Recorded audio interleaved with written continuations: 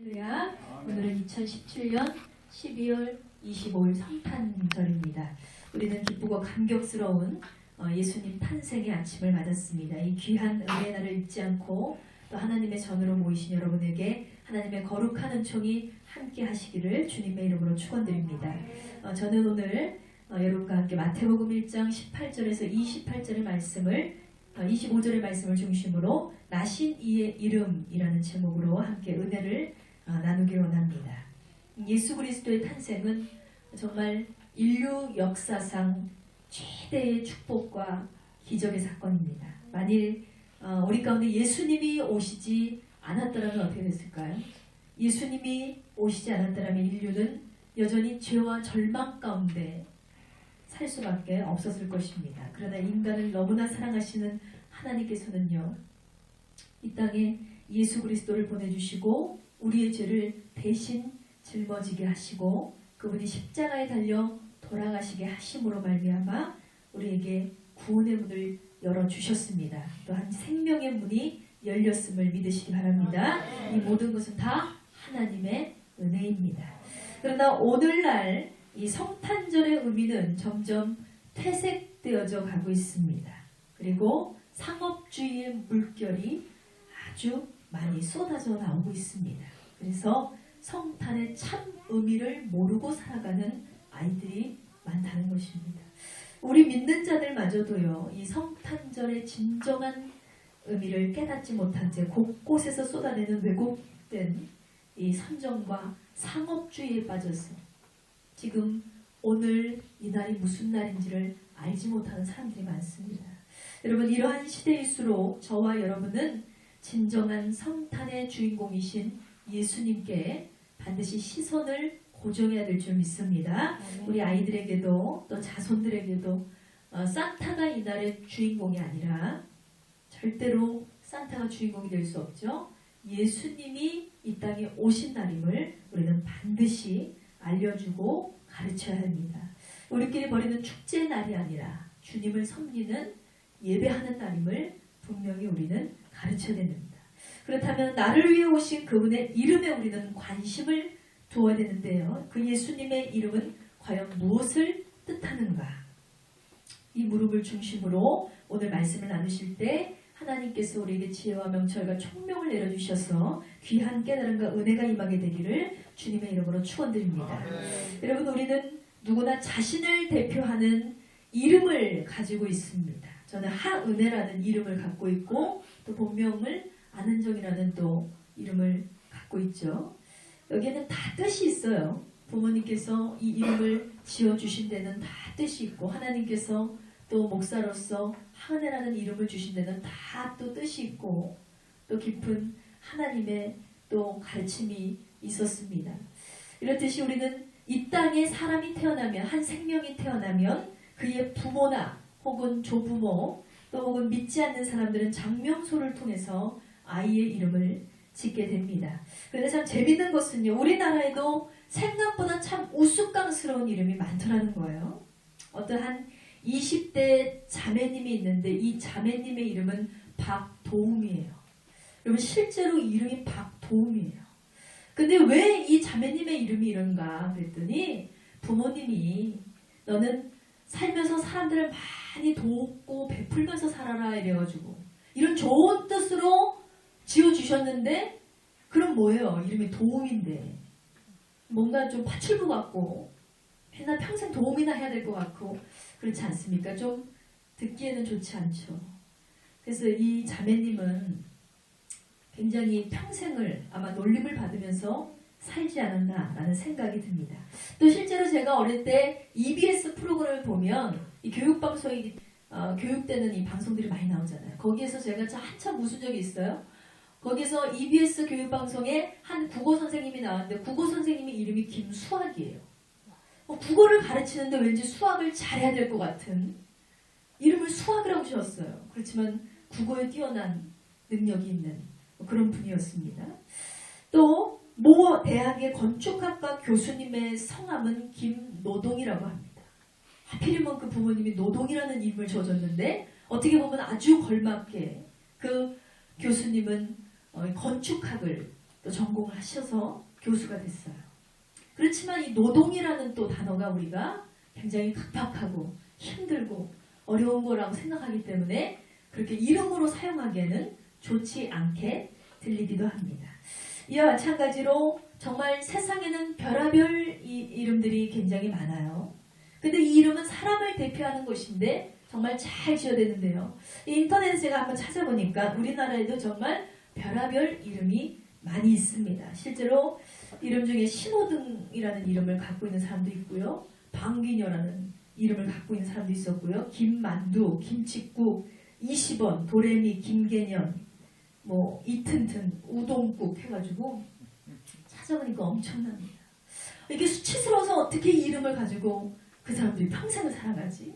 아마도 요즘과 같았으면 많은 사람들이 개명을 했을 것입니다. 그렇지만 옛날 같으면 어때요? 아마 요즘 이런 이름 짓지도 않을 거예요. 아마 옛 어른들이 이런 이름이 많을 텐데 아마도 개명이 되지 않는 그 시절에는 굉장한 놀림을 받고 수치를 당하면서 평생을 사셔야 되지 않았을까라는 생각이 들 정도였습니다. 여러분, 사람의 이름은요, 이렇게 정말 일생을 불리우고 어딜 가나 내 이름 석자를 적어야 되는데 이렇게 생각 없이 자녀들의 이름을 등록한 부모님들은 어떤 생각으로 이런 이름을 지으셨을까라는 생각이 들었습니다.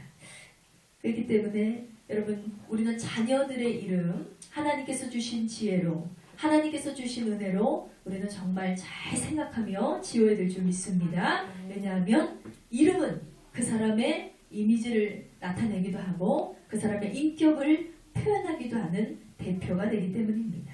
실제로 우리가 김객동이라고 있는 사람이 있어요. 김객동이라고 부르는 그 사람이 있는데 그 사람을 느꼈을 때 와, 저 사람은 참 지식이 충만한 것 같아.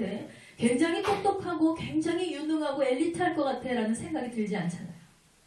개똥이라는 이름을 갖고 있는 사람은 왠지 굉장히 무식할 것 같고 아무것도 모를 것 같고 그렇지 않습니까? 그렇기 때문에 우리는 이런 이름이라는 것은 정말 중요한 것이다.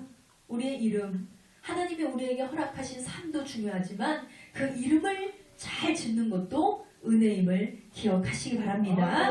그렇기 때문에 마찬가지로 이름이란 정말 중요한 이미지라고 했습니다. 특별히 하나님의 이름은요, 그분의 신격의 표현이며 그분 자신에 대한 계시입니다.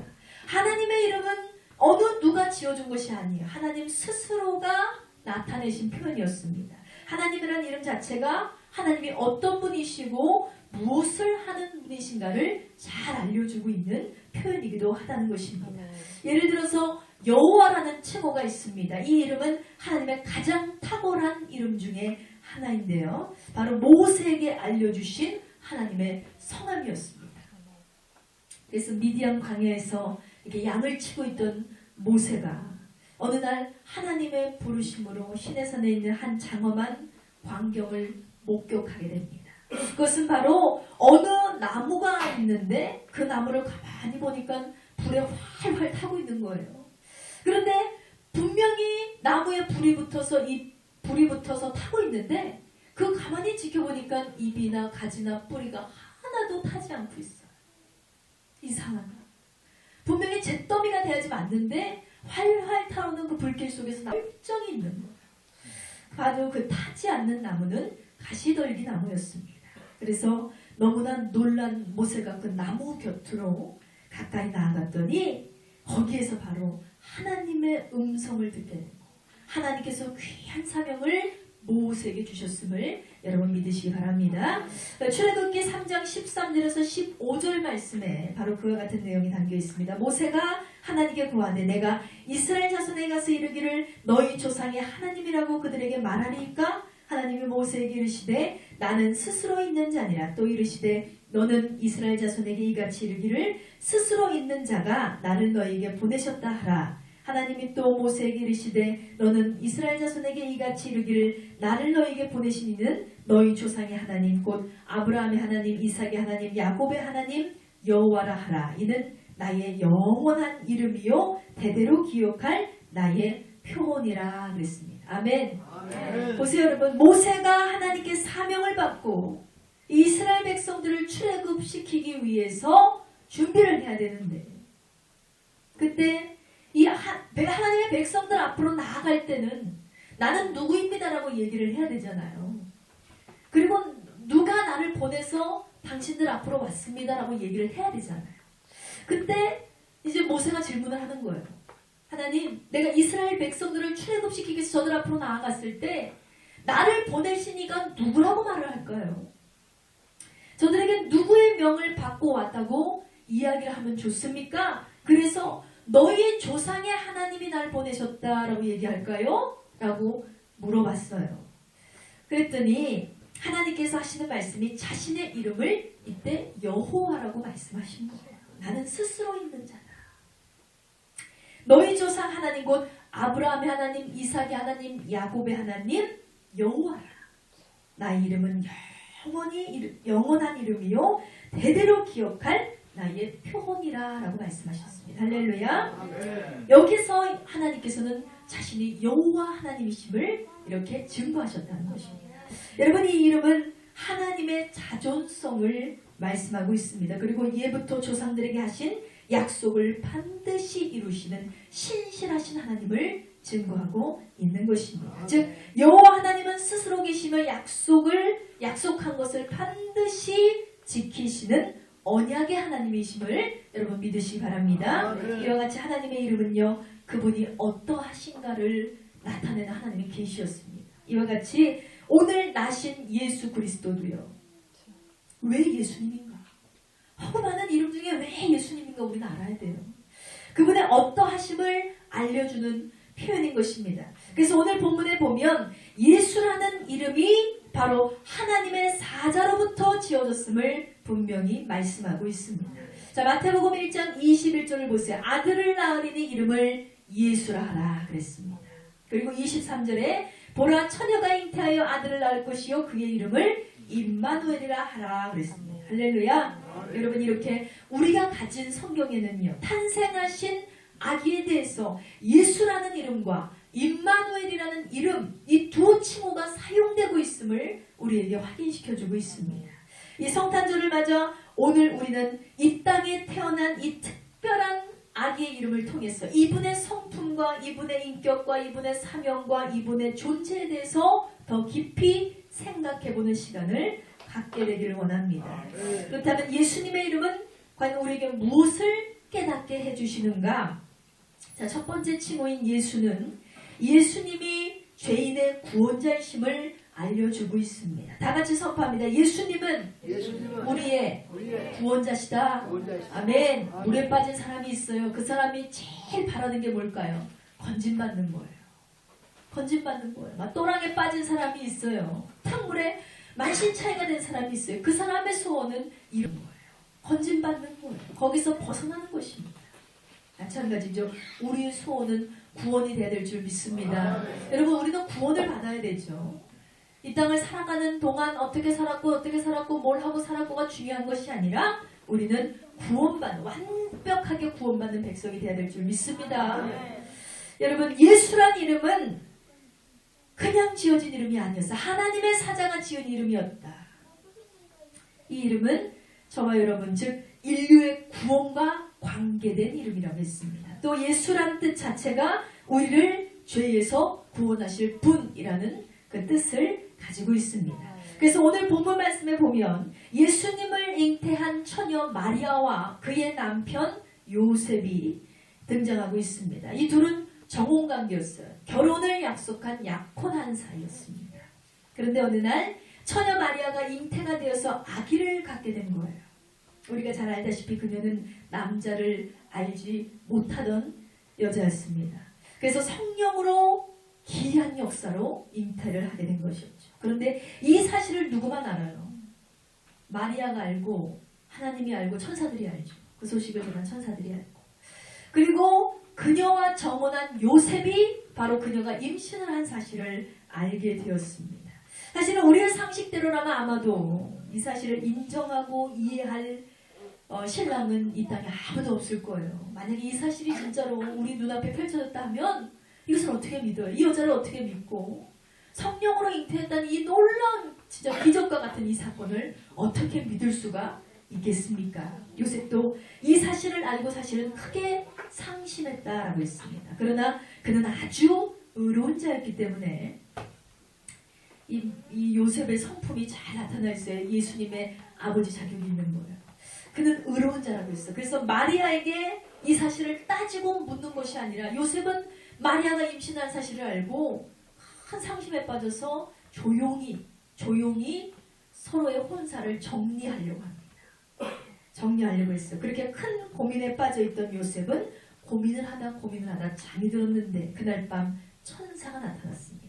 하나님의 사자는 요셉에게 마리아가 잉태된 이유에 대해서 말씀하고 있죠. 마태복음 1장 18절입니다. 예수 그리스도의 나심은 이러하니라. 그 모친 마리아가 요셉과 정혼하여 동거하기 전에 성령으로 잉태된 것이 나타났으니 그 남편 요셉은 의로운 사람이라 그를 드러내지 않냐고 가만히 끊고자 하여 이 일을 생각할 때 주의 사자가 현명하여 가로되 다윗의 자손 요셉아 내 아내 마리아 데려오기를 무서워하지 말라. 저에게 잉태된 자는 성령으로 된 것이니라 했습니다. 할렐루야. 여러분 성령으로 예수님께서 잉태했음을 믿으시기 바랍니다. 이렇게 요셉을 안심시킨 천사가 태어날 아기의 이름을 언급했어요. 누구라고요? 그 이름을 예수라 하라 그랬습니다. 그리고 21절 후반절에 예수님에 대해서 다시 한번 말씀하시죠. 이는 그가 자기 백성을 저희 죄에서 구원할 자인다 그랬어요. 할렐루야. 자기 백성의 죄에서부터 구원을 할 자가 온다. 그는 예수다 그랬습니다. 여러분 우리를 죄와 사망에서 건져주실 구세주는 오직 예수 그리스도 한 분밖에 없음을 기억하시기 바랍니다. 이 이름은 누가 지은 이름인가? 이 이름은요, 예수님의 이름은요, 하나님께서 지으신 거예요. 오직 하나님이 지으셨고 하나님께서 부어주신 예수님의 사명이 구원자셨으며 예수님께서 이 땅에서 이루어내신 순종의 결과 역시 구원이었음을 믿으시기 바랍니다. 여러분 역사에 하면 이 예수님이 나시기 이전에 그 시대의 가장 흔한 이름 중에 하나가 바로 예수였다고 합니다. 왜 오늘날 이 믿음의 가정에서 자녀들의 이름을 하나님의 은혜에서 하은이라고 짓고 하나님의 율법에서 하율이라고 짓고 이런 식으로 이름을 짓지 않습니까? 이런 것들이 유행처럼 번져가고 있습니다. 저희 가정에서도 저희 남편은 29살 때까지 예수님을 믿지 않던 사람이었어요. 어머니가 믿었고 누나가 믿었지만 자신은 예수님을 부정하던 사람이었습니다. 그런데 예수님이 직접 그를 만나게 하시고 찾아와 주셔서 그 뒤로 예수님 아주 뜨겁게 믿어서 그 뒤로 아주 불과 같은 그 성령을 받은 사람인데 어쨌든 그때 이 남편의 고백에 의하면 자신은 하나님 29회를 살면서 하나님이라는 존재를 전혀 알지 못하고 부인하며 살았던 그 쇳덩어리였던 자기를 하나님이 만나주셨고 자기를 자녀 삼아주셨고 하나님의 사람이 되게 하셨던 자체가 너무나 큰 기적이었다는 거예요. 그래서 그때부터 남편은 생각을 했대요. 내가 만약에 결혼을 해서 아이를 낳게 되면 우리 아이는 하나님의 사람으로 살게 해야지. 처음부터 나처럼 방황하는 인생이 되지 않고 나처럼 세월을 낭비하는 인생을 되지 말고 하나님의 사람으로 살게 해야지. 그래서 자녀를 낳으면 하람이라는 이름을 지어야겠다라고 생각을 했다고 해요. 실제로 우리 아들의 이름이 하람이입니다. 그런데 이 하람이의 친구가 있어요. 4개월 전에 먼저 태어난 우리 우송리 구역장의 친동생 이 경미 아이가 하람인 거예요. 그래서 맨 처음에 저는 이 사실을 알고 처음에는 좀 당황했어요. 왜냐하면 우리 그 경미는 신앙이 없는 부부예요. 신앙이 밑바탕이 없는 부부예요.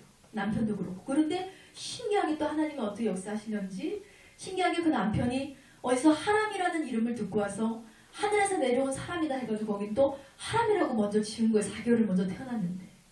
그래서 저는 첫 아들을 낳은 입장에서는 사실은 먼저 태어난 아이가 우리가 소원하던 이름을 갖고 있으니까 이거를 짓기가 좀 불편한 거예요. 왠지 내 아이에게 특별한 이름을 주고 싶고 했기 때문에 사실은 이 이름을 그럼 짓지 말고 다른 이름을 해야겠다라고 생각을 했는데 그러니까 하나님께 기도를 하는데 이 남편은 늘 자기가 하나님께 받은 은혜 너무 감사해서 하나님의 사람을 늘 소원하고 있었는데 그게 안 되니까 서로 마음이 불편했어요. 그래가지고 기도를 했는데 하나님께 하나님께서는 그 불편한 마음을 제거하시더라고요. 왜냐하면 이 땅에 하나님의 사람이라는 이름을 가진 애들은 너무 많은 거예요. 저 아이들 빼놓고도 너무 많은 거예요. 그런데 굳이 주변에 한 명 있다고 해서 그것이 큰 되지 않는다는 거죠.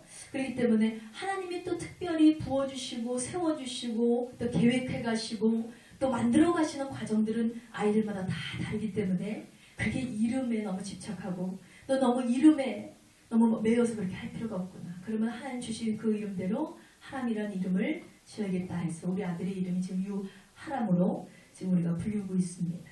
그래서 저는 이 말씀을 준비하면서 예수님의 이름에 관심을 갖기 시작했는데 이 예수님의 이름은 사실은 우리 믿는 자들에게는 감히 함부로 부를 수 없는 이름이에요.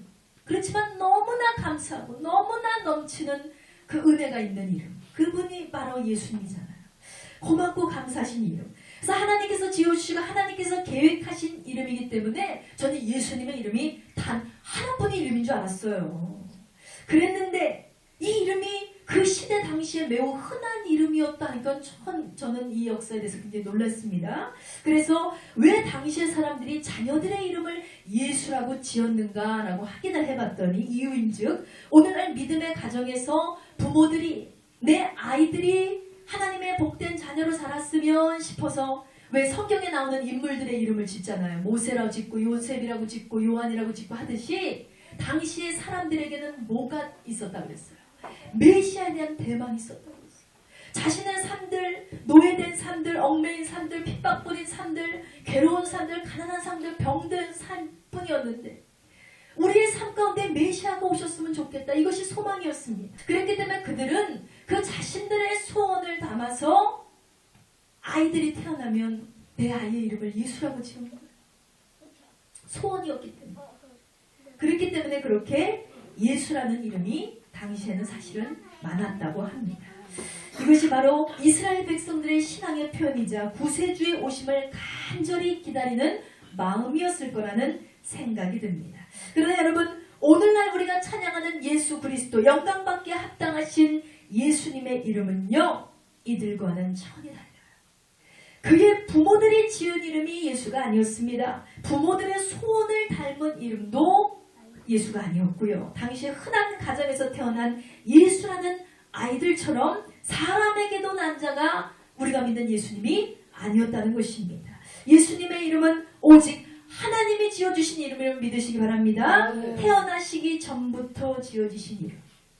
사랑하는 여러분, 이렇듯이 예수님은 우리의 구원자로 오셨음을 기억하시기 바랍니다. 자기 백성을 죄에서 사망에서 건지시려고 흑암에서 어둠에서 건지시려고 어둠에서 빛으로 인도하시기 위해서 죽음에서 생명으로 옮겨주시기 위해서 우리 구주 예수님이 나셨음을 기억하시기 바랍니다.